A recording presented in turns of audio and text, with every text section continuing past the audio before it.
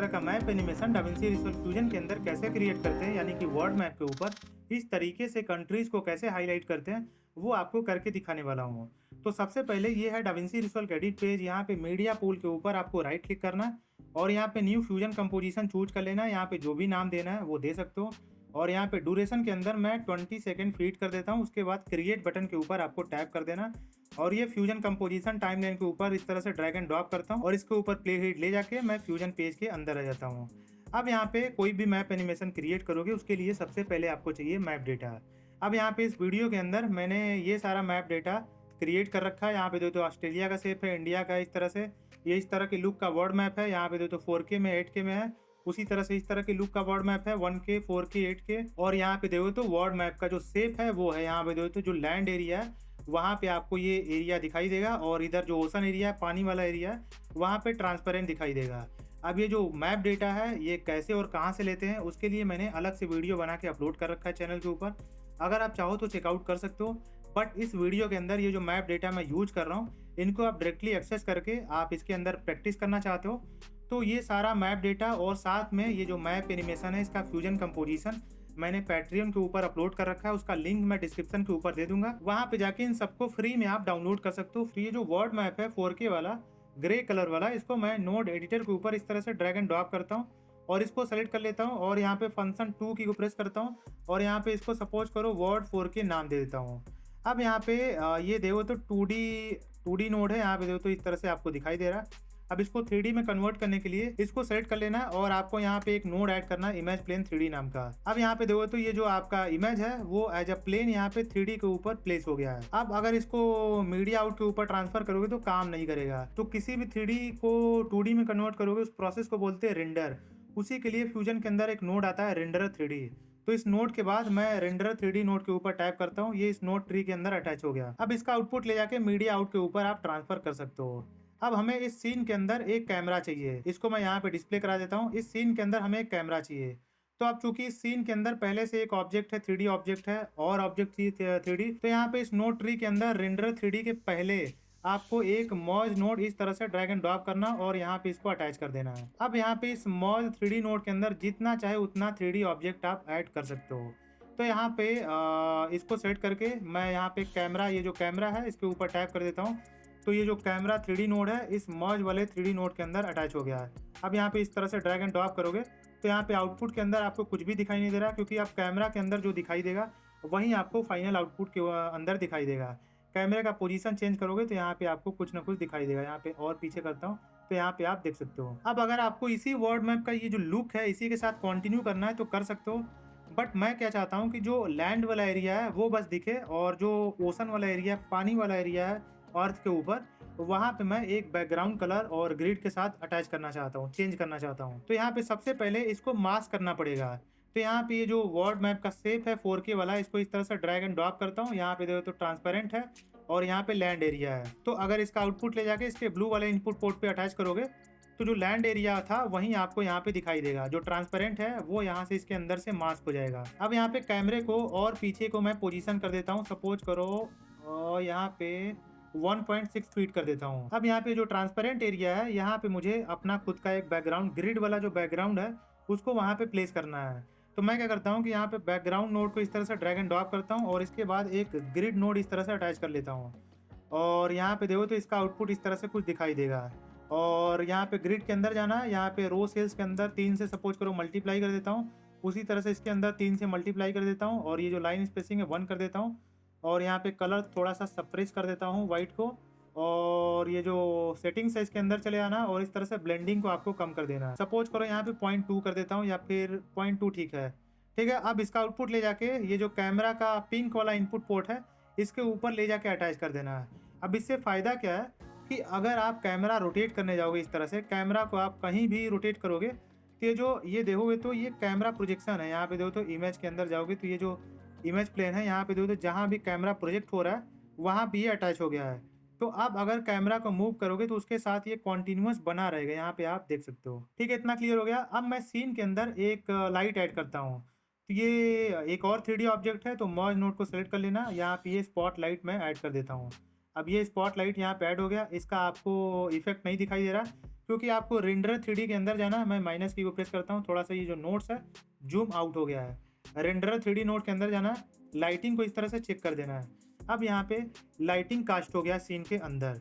तो देखोगे तो ये जो आपका स्पॉट लाइट है, ये यहाँ पे ये जो इमेज प्लेन है इसके बाद इधर कास्ट हो रहा है। यहाँ पे देखो तो ये कास्ट हो रहा है। तो ये जो कैमरा के ऊपर मैंने बैकग्राउंड ग्रिड प्रोजेक्ट किया है उसके ऊपर लाइट कास्ट हो रहा है, वहीं ये जो वर्ड मैप है उसके ऊपर कास्ट नहीं हो रहा। तो ये जो वर्ड मैप है आपको ब्लैक कलर का दिखाई दे रहा है। तो आपको अगर उसके ऊपर कास्ट करना है तो ये जो स्पॉट लाइट है इसको थोड़ा सा आपको पीछे को पोजीशन करना पड़ेगा इस तरह से। अब यहाँ पे देखो तो ये जो बैकग्राउंड है इमेज प्लेन है, ये वाला जो ग्रिड है जो कैमरा के ऊपर अटैच है, वो स्पेकुलर वाला इफेक्ट आपको दिखाई दे रहा है। बीच में देखो तो बहुत ज़्यादा वाइटिस है। तो यहाँ पे कैमरा 3D नोट को सेलेक्ट कर लेना है, मटेरियल के अंदर जाना, स्पेकुलर के अंदर जाना, यहाँ पे इंटेंसिटी को आपको 0 कर देना है। तो यहाँ पे आप स्पॉट लाइट दोगे तो वर्ड मैप के ऊपर इस तरह से हार्श कास्टिंग कर रहा है। तो आप ये जो वर्ड मैप है इमेज प्लेन के अंदर अटैच है, तो यहाँ पे इसका मटेरियल ओपन कर लेना है, स्पेकुलर ओपन कर लेना है, इंटेंसिटी इस तरह से 0 कर देना है। और अगर आप चाहते हो जैसे मान लो जो आपका ग्रिड वाला बैकग्राउंड है उसको उसके ऊपर अगर आप स्पेकुलर कास्ट करना चाहते हो तो कैमरा 3D नोट को सेलेक्ट कर लो, यहाँ पे जो भी कलर चाहिए जैसे येलो कलर चाहिए तो यहाँ पे येलो कलर चूज कर लो, इंटेंसिटी हल्का सा बढ़ा लो। ये सब आपके ऊपर, ये कास्टिंग करके जो भी आपको इफेक्ट क्रिएट करना है वो कर सकते हो। मैं इसको क्या कर देता हूँ, इंटेंसिटी को 0 कर देता हूँ। अब यहाँ पे देखोगे तो ये जो कैमरा है आपका, ये जो आपका कैमरा है अगर इसको आप रोटेट करने जाओगे यहाँ पे, तो यहाँ पे देखोगे तो ये अपने एक्सिस के अराउंड रोटेट हो रहा है। उसकी वजह से जो आपका वर्ड मैप है वो सीन के अंदर से, व्यू के अंदर से गायब हो जा रहा है। उसके लिए आप या तो टारगेट का यूज कर सकते हो, बट मैं यहाँ पे पिवट का यूज करने वाला हूँ। तो यहाँ पे देखो तो ये जो कैमरा का पिवट है, अब चूंकि कैमरा को आपने पीछे मूव किया है 1.6 यूनिट जेड एक्सिस के ऊपर, तो उसका पिवट भी पीछे को मूव हो गया है। अगर पिवट को वापस से ओरिजिन के ऊपर प्लेस करना है, जहाँ आपका ओरिजिन के ऊपर इमेज प्लेन है, तो आपको क्या करना पड़ेगा, पिवट के ऊपर इसी को आपको कॉपी करना पड़ेगा और यहाँ पे पेस्ट करना पड़ेगा, बट यहाँ पे माइनस करना पड़ेगा ताकि ये वापस से जाके वहीं पे पोजीशन हो जाए। तो अब अगर कैमरा को रोटेट करोगे तो जहाँ उसका पिवट है उसके अराउंड इस तरह से रोटेट होगा। मैं स्पॉट लाइट को थोड़ा सा और पीछे कर देता हूँ, इस तरह से इसको और पीछे कर देता हूँ। अब ये जो कैमरा 3D है इसका जो पिवट पॉइंट है इसको मुझे डायनेमिकली चेंज करना है। जैसे मान लो इसको मैं थोड़ा सा पास लेके जाता हूँ, तो यहाँ पे अब रोटेट करोगे तो पिवट के अराउंड रोटेट होगा। अब यहाँ पे देखो तो पिवट जो है वो आपका यहाँ पे है, यहाँ पे देख रहे हो। तो अगर आपको ये डायनेमिकली पिवट चेंज करना है तो पिवट के जेड वाले पैरामीटर के ऊपर राइट क्लिक करना है और यहाँ पे एक्सप्रेशन चूज कर लेना है। और यहाँ पे इसको थोड़ा सा एक्सपेंड कर देता हूँ इंस्पेक्टर पैनल को, और यहाँ पे ये प्लस बटन है इसके ऊपर टैप करके होल्ड कर लेना है और ट्रांसलेशन वाले जेड एक्सिस के ऊपर पैरामीटर के ऊपर इस तरह से ले जाके छोड़ देना है। अब यहाँ पे इसको ब्रैकेट में कर देना है जो एक्सप्रेशन है, और यहाँ पे ब्रैकेट के बाहर माइनस आपको फीड कर देना है। अब ये जो पिवट है वो डायनेमिकली एडजस्ट होगा, मतलब कि कैमरा को आप बाहर ले जाओ अंदर ले जाओ, पिवट आपका कॉन्टिन्यूअस सेंटर के ऊपर ही बना रहेगा। अब अगर कैमरा को आप रोटेट करोगे इस तरह से तो ये देखो तो स्पॉट लाइट रोटेट नहीं हो रहा, उसकी वजह से यहाँ पे देखो तो जो लाइटिंग है वो कास्ट नहीं हो रहा है। अब रात को जब आप लाइट लेके जाते हो तो जिधर आप देखते हो उधर ही लाइट को फोकस करते हो, तो उसी तरह से स्पॉट लाइट को कैमरा के साथ आपको अटैच करना है। तो उसके लिए आपको सबसे पहले कैमरा 3D नोट को सेलेक्ट कर लेना और यहाँ पे इसका जो पैरामीटर है उसको इंस्पेक्टर पैनल के ऊपर पिन कर देना है। उसके बाद स्पॉट लाइट को सेलेक्ट कर लेना, इसका ट्रांसफॉर्म वाला सेक्शन ओपन कर लेना। अब कैमरा जहाँ मूव हो, जहाँ ट्रांसलेट हो, वहाँ इसको भी ट्रांसलेट कर लेना। तो इन तीनों पैरामीटर को के ऊपर आपको राइट क्लिक करना, इस तरह से एक्सप्रेशन चूज कर लेना, इस तरह से एक्सप्रेशन चूज कर लेना है। अब यहाँ पे इसके एक्स वाले पैरामीटर के ऊपर जहाँ कैमरा का ट्रांसलेशन होगा एक्स एक्सिस के ऊपर, उससे असाइन कर देना है। इस तरह से डायनेमिकली इसको इस तरह से असाइन कर देना है। तो जहाँ जहाँ कैमरा मूव होगा वहाँ वहाँ स्पॉट लाइट भी मूव होगा। 1 मिनट, इसको मैं यहाँ पे इस तरह से पोजीशन कर देता हूँ। अब यहाँ पे जहाँ जहाँ कैमरा को मूव करोगे वहाँ वहाँ स्पॉट लाइट भी उसी के साथ मूव होगा। उसी तरीके से रोटेशन वाला पैरामीटर को ओपन कर लेना, यहाँ पे एक्स के ऊपर राइट क्लिक एक्सप्रेशन, वाई के ऊपर राइट क्लिक एक्सप्रेशन और जेड के ऊपर राइट क्लिक एक्सप्रेशन यहाँ पे चूज कर लेना। और जो कैमरा का रोटेशन है एक्स वाई जेड, उसके ऊपर जो भी चेंज होगा यहाँ पे भी वही चेंज चाहते हो तो उसके वैल्यू से यहाँ पे इसको असाइन कर सकते हो। इस तरह से इसको इस तरह से असाइन कर सकते हो। अब ये जो पिवट पॉइंट है स्पॉट लाइट का वो देखो तो यहाँ पे है, बट हमें क्या चाहिए कि कैमरा का जो पिवट पॉइंट है उस तरह से इसका भी पिवट पॉइंट चेंज करना है। तो यहाँ पे इसका पिवट वाला जेड पैरामीटर के ऊपर राइट क्लिक करना है, एक्सप्रेशन चूज कर लेना। उसी तरीके से यहाँ पे इसका पिवट पॉइंट के ऊपर जो जेड पैरामीटर है यहाँ पे इसको इससे असाइन कर देना है। अब यहाँ पे जो आपका ऑस्ट्रेलिया, इंडोनेशिया, थाईलैंड, इंडिया और यहाँ पे जापान, इनका शेप मैं यहाँ पे ड्रैग एंड ड्रॉप करता हूँ नोड एडिटर के ऊपर। तो यहाँ पे सबसे पहले ऑस्ट्रेलिया का शेप यहाँ पे इस तरह से ड्रैग एंड ड्रॉप कर देता हूँ और यहाँ पे इसका नाम दे देता हूँ, ठीक है। और यहाँ पे 3IM, तो यहाँ पे देखो तो इस तरह से ऑस्ट्रेलिया वहीं पे जाके पोजीशन हो गया, यहाँ पे आप देख सकते हो। अब ऑस्ट्रेलिया के ऊपर जो स्पेकुलर वाला इफेक्ट है, ये इमेज प्लेन ओपन करके इसका मटेरियल के अंदर जाके ये स्पेकुलर का इंटेंसिटी इस तरह से 0 कर सकते हो। अब अगर आपका जो ऑस्ट्रेलिया का कलर है, ये जो कलर है इसी के साथ जाना चाहते हो तो ठीक है, नहीं तो आप कलर मॉडिफाई करना चाहते हो तो यहाँ पे एक बैकग्राउंड नोड इस तरह से ड्रैग एंड ड्रॉप कर दो और यहाँ पे इसको मास्क कर दो और यहाँ पे इसको इस तरह से ट्रांसफर कर दो। तो यहाँ पे जो बैकग्राउंड कलर है यहाँ पे मर्ज नोड इस तरह से ड्रैग एंड ड्रॉप कर देता हूँ। अब इसको इस तरह से पोजीशन कर देता हूँ, यहाँ पे जूम इन कर देता हूँ। अब ये जो ऑस्ट्रेलिया का कलर है, अब इस कलर को अगर आपको चेंज करना है तो बैकग्राउंड नोड सीधे सेलेक्ट कर लो, सपोज करो इसको रेड कर दो इस तरह से, तो ये रेड कलर का हो जाएगा। और वहीं अगर आपको ग्लो चाहिए तो यहाँ पे इस नोड के बाद सॉफ्ट ग्लो नोड इस तरह से अटैच कर सकते हो, तो यहाँ पे ग्लो वाला भी इफेक्ट आपको दिखाई देगा। अब यहाँ पे देखो तो ग्लो दिखाई दे रहा है, बट वो जो आपका शेप वाला कलर है रेड कलर, वो नहीं दिखाई दे रहा है।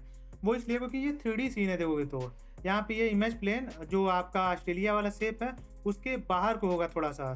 तो यहाँ पे इसको सेलेक्ट करके थोड़ा सा ट्रांसफॉर्म वाले सेक्शन के अंदर सपोज करो -0.001 यहाँ पे थोड़ा सा पीछे को कर दो, तो ये आपको यहाँ पे दिखाई देगा। अब इसी तरह से मैं जो आपका इंडोनेशिया, थाईलैंड, इंडिया और जापान का भी शेप इस तरह से यहाँ पे ऐड कर देता हूँ, ठीक है। तो इस तरह से मैंने सारा जो कंट्रीज का शेप है उसको इस तरह से मैंने यहाँ पे अटैच कर दिया है। अब यहाँ पे आगे बढ़ने से पहले सबसे पहले हम सारे कंट्रीज के ऊपर टेक्स्ट, उसका जो नाम है इस तरह से असाइन कर देते हैं। तो यहाँ पे इस तरह से 3D टेक्स्ट है, इसको इस तरह से ड्रैग एंड ड्रॉप कर देना और यहाँ पे इसका आउटपुट ले जाके मॉज 3D नोड के ऊपर अटैच कर देना और यहाँ पे इसका इंस्पेक्टर पैनल ओपन कर लेना। यहाँ पे सपोज करो इसका नाम देता हूँ, ठीक है। अब यहाँ पे इसका फॉन्ट चेंज कर देना, सपोज करो चाक बोर्ड, और यहाँ पे एक्सट्रूजन के अंदर जाना। यहाँ पे सपोज करो यहाँ पे देखोगे तो 3D टेक्स्ट ऐड किया, तो यहाँ पे एक्सट्रूजन का भी यूज कर सकते हो। तो यहाँ पे थोड़ा सा इसको आप थिक कर सकते हो, ये देखो थिक होगा। तो सपोज करो 0.1 थिक कर देता हूँ या फिर सपोज करो 0.15 इसको थिक कर देता हूँ, ठीक है। यहाँ पे नहीं दिखाई दे रहा है क्योंकि सिस्टम मेरा थोड़ा सा स्लो है। तो यहाँ पे देखो तो रेंडर हो रहा है, ये जैसे ही प्रोसेस होगा तो यहाँ पे आपको दिखाई देगा, ये यहाँ पे आप देख सकते हो।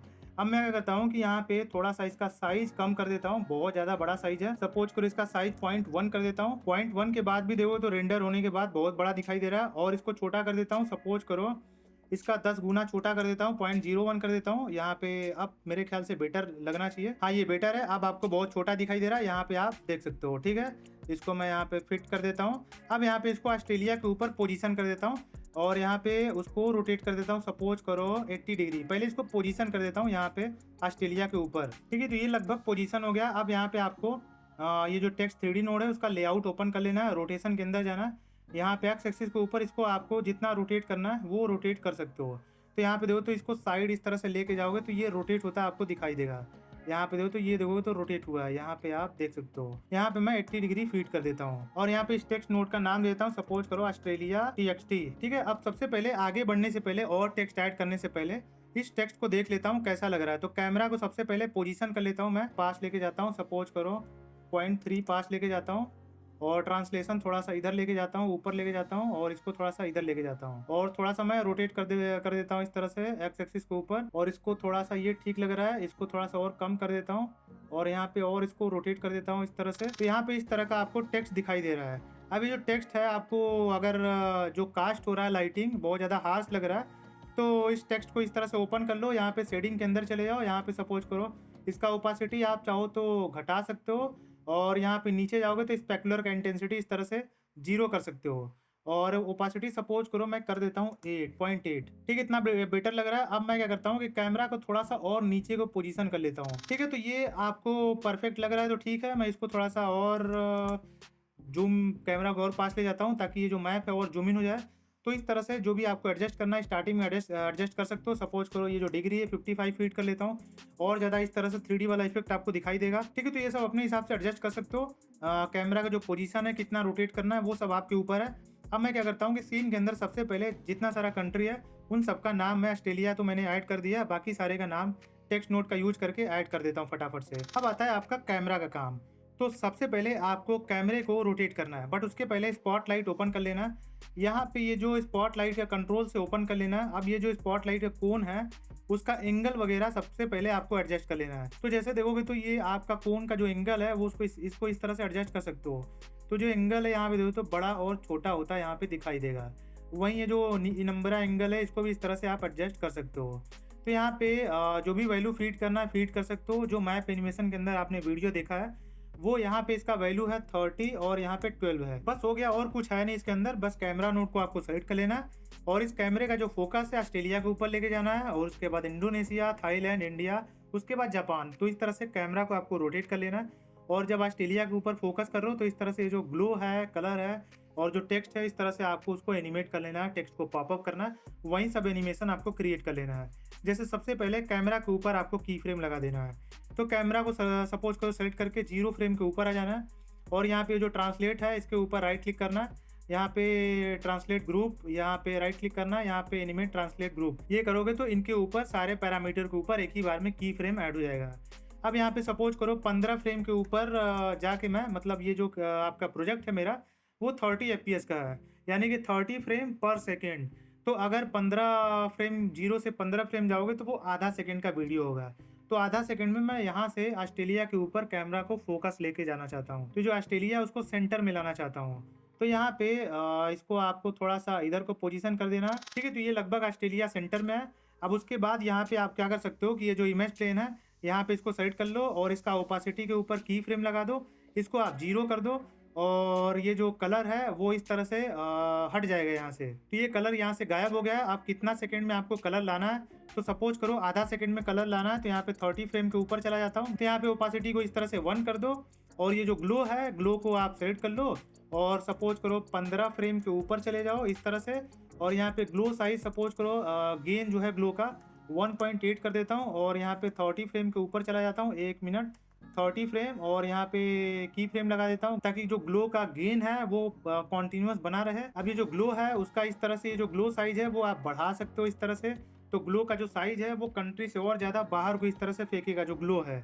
और यहाँ पे लोडिंग में समय ले रहा है तो इंडोनेशिया और ये जो बाकी थाईलैंड, जापान, इंडिया है इसके ऊपर टैप कर देता हूँ। ये सब बार बार रेंडर नहीं होगा, इसको भी इस तरह से हटा देता हूँ। तो ये रेंडर थोड़ा सा फास्ट हो रहा है, ठीक है। तो ये इस तरह से ग्लो साइज आप बढ़ा सकते हो और यहाँ पे ब्लेंडिंग को सपोज करो 0.8 दे देता हूँ। उसके बाद सपोज करो 30 से मैं 90 फ्रेम के ऊपर चला जाता हूँ, 2 सेकंड के ऊपर चला जाता हूँ और वहाँ पे जाके इस गेन को मैं 0 कर देता हूँ और वापस से आता हूँ से 30 फ्रेम के ऊपर और ये जो आपका टेक्स्ट है, ये जो ऑस्ट्रेलिया टेक्स्ट है इसके ऊपर टेक्स्ट के अंदर चला जाता हूँ और ये जो आपका ट्रैकिंग है इसको इस तरह से आप ट्रैकिंग को आप बढ़ा घटा सकते हो। तो यहाँ पे देखो तो ट्रैकिंग ये जो बड़ा है और यहाँ पे इस तरह से इसको छोटा कर सकते हो। तो जो कैरेक्टर के बीच में स्पेसिंग है उसको ट्रैकिंग का यूज करके बढ़ा और घटा सकते हो। तो इसके ऊपर मैं की फ्रेम लगा देता हूँ, यहाँ पे सपोज करो 1.5 कर देता हूँ और चला जाता हूँ मैं सपोज करो 60 फ्रेम के ऊपर और यहाँ पे सपोज करो 1.025 कर देता हूँ और यहाँ पे वापस से 30 फ्रेम के ऊपर आ जाता हूँ और यहाँ पे लेआउट के अंदर चला जाता हूँ। साइज के ऊपर इसका साइज जो है वो 0 कर देता हूँ और इसको पॉप इन करना है मुझे, तो 45 फ्रेम यानी कि आधा सेकंड के ऊपर चला जाता हूँ। साइज को यहाँ पे 1 कर देता हूँ और ये जो आपका जो कलर है, ग्लो है, ये सब हो रहा है, एनिमेट हो रहा है और टेक्स्ट पॉप इन हो रहा है, उस बीच में आप कैमरा को रोटेट कर सकते हो। तो यहाँ पे कैमरा को आप सेलेक्ट कर लो और यहाँ पे 30 फ्रेम के ऊपर चले जाओ और यहाँ पे राइट क्लिक करो और यहाँ पे सेट की on translate group, right click set की ऑन रोटेट ग्रुप, इसके ऊपर की सेट कर दो और सपोज करो 90 फ्रेम के ऊपर चले जाओ और यहाँ पे ये जो आपका इसके ऊपर पहले इस तरह से सेट की कर दो और इसके ऊपर भी इस तरह से की सेट कर दो और यहाँ पे ये जो वाई है इसको इस तरह से आप रोटेट कर सकते हो। बहुत ज़्यादा रोटेट हो गया ये। और ये जो आपको थिकनेस दिखाई दे रहा है वो इस वजह से दिखाई दे रहा है कि ये जो आपका वर्ल्ड मैप है वो थोड़ा सा मैंने पीछे को पोजीशन किया था और ये जो ऑस्ट्रेलिया का शेप है वो थोड़ा सा आगे को है। अब वो कितना आगे को और पीछे को है वो डिफरेंस यहाँ पे आप देख सकते हो।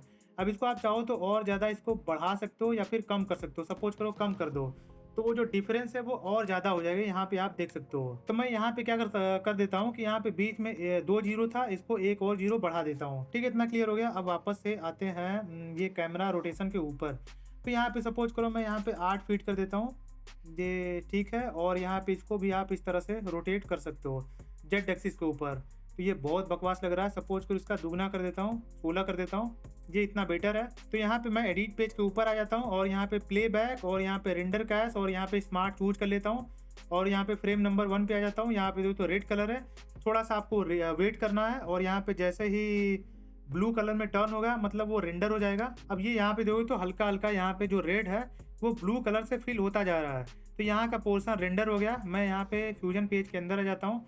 यहाँ पे जो कैमरा है लास्ट वाला की फ्रेम कहाँ मैंने ऐड किया था, शायद 90 फ्रेम था। तो यहाँ पे 90 फ्रेम के ऊपर आ जाता हूँ।